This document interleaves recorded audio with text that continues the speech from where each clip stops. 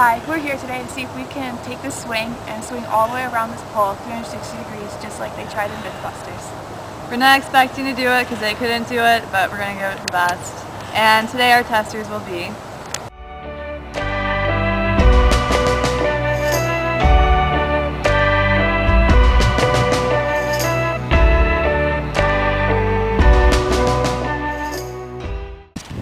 today our materials will be ourselves, the testers. Gerard Kortemeyer is making a guest appearance. We thank him greatly. The Pasco Explorer with the acceleration altimeter. And of course,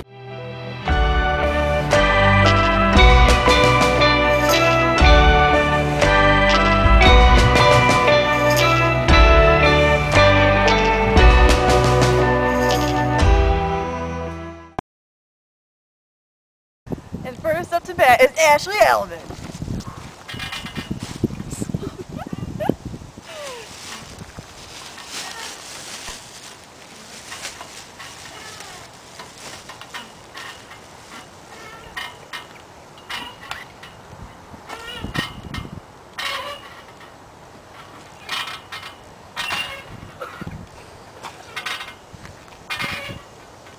Okay, that's it.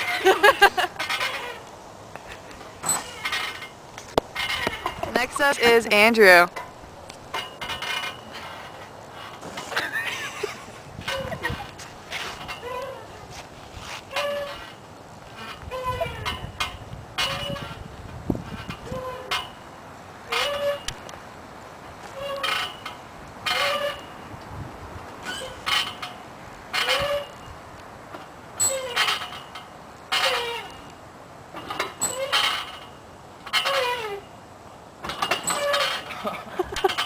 And our third swinger, Nicole Messenger.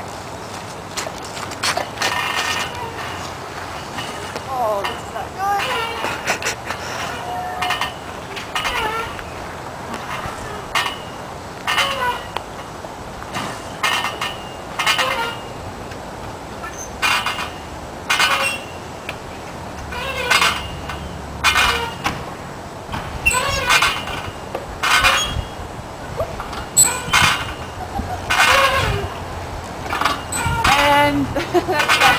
Alright, now, since none of us can go all the way around, now we're going to try to make her go all the way around.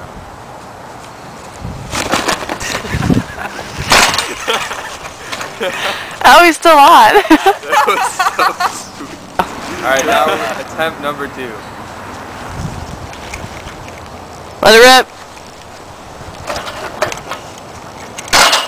Alright, since we couldn't get him to go all the way around with the swing at the longest length, we shortened the length by throwing the swing around 2 times, and now we're going to see if we can get a perfect swing.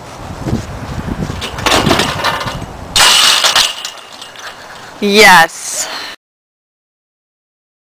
Now that we collected our data from the altimeter, from the swings, we can look at the physical components of each of the trials.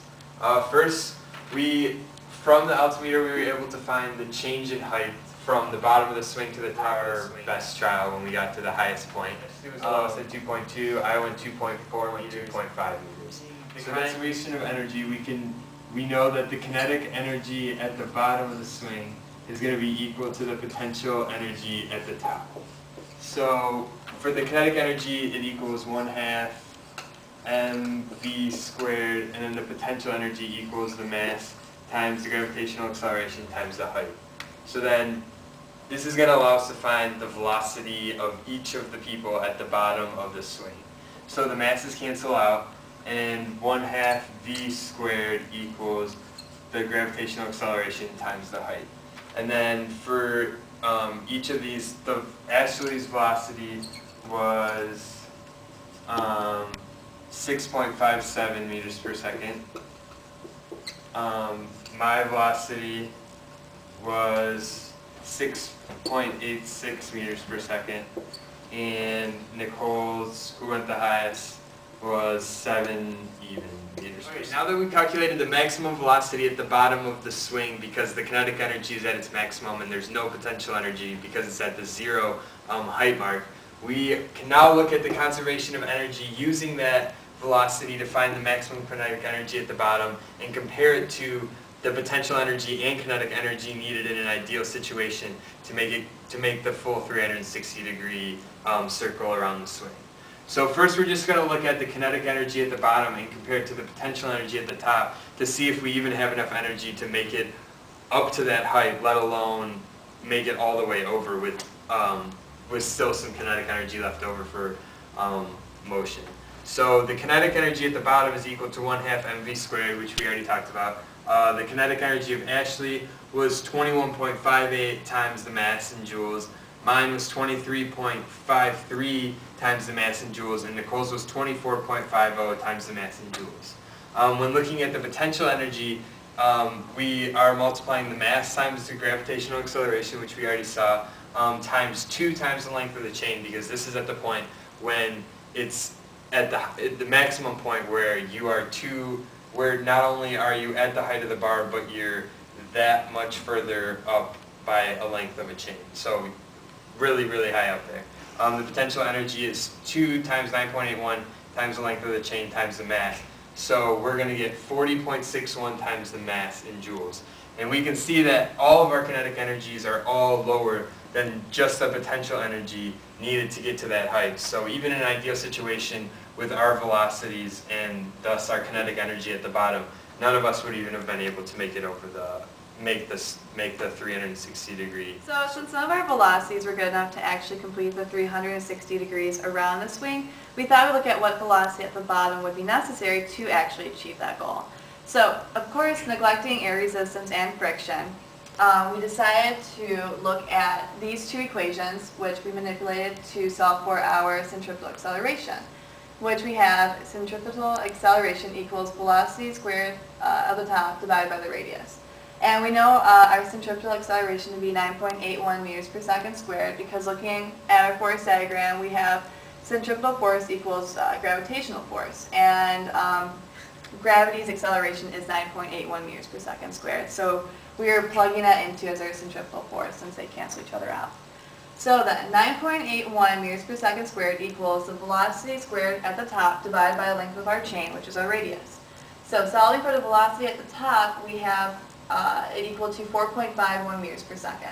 And going back to our energy conservation formula, we have plugging in our variables mgh for our potential at the top plus 1/2 mv squared for our kinetic energy at the top equals 1/2 mv squared for our kinetic energy at the bottom. So solving for the velocity at the bottom, we have 10.08 meters per second, which would be the ideal velocity for us to have to achieve the 360 degrees. So now that we saw Gerd make the makeshift 360 degrees over the bar, we know that decreasing the length of the radius and the chain, the length of the swing, makes our goal of going over the bar much more attainable. For this, we're going to look at more closely the velocity required at the top of the swing and why it's easier. The length of the shorter swing was only 1.47 meters compared to the long swing being equal to 2.07 meters. We know the centripetal acceleration is constant because the gravitational acceleration is constant, and those two accelerations have to oppose each other for the net force to be 0. So the velocity squared of when Gerd was on the long swing divided by the radius has to be equal to the velocity squared divided by the radius on the short swing. And this is the velocity at the peak of the circular motion. We put a coefficient in front of the velocity for the short swing to see what percentage of the velocity when on the normal swing would be required to have the same centripetal acceleration. And we found that value to be 84%. So the velocity required at the top point would only have to be 84% when we shorten the radius of the swing. Okay, in conclusion, we know that the kinetic energy and thus the energy inputted into swinging Gerd around is not required to be as high when the swing is shorter, because the potential energy at the top is lower because the height from the bottom point to the top point is lower because we shorten the length of the swing and the chain, and because the kinetic energy at the top doesn't have to be as high as derived from our calculations of the velocity required to meet the centripetal acceleration.